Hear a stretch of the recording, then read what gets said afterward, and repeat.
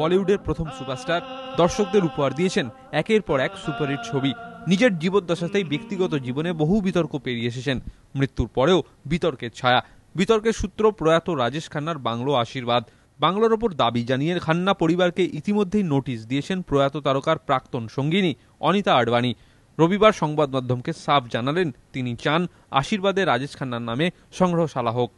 मैं चाहती हूँ कि आशीर्वाद को म्यूजियम बनाया जाए क्योंकि काका जी की यही इच्छा थी जी। और वो चाहते थे कि जो उनका है, जो उनको पब्लिक ने दिया है वो ये वापस पब्लिक को। और जो ये मैडम एलिगेशन लग रहा है ये क्या सही है?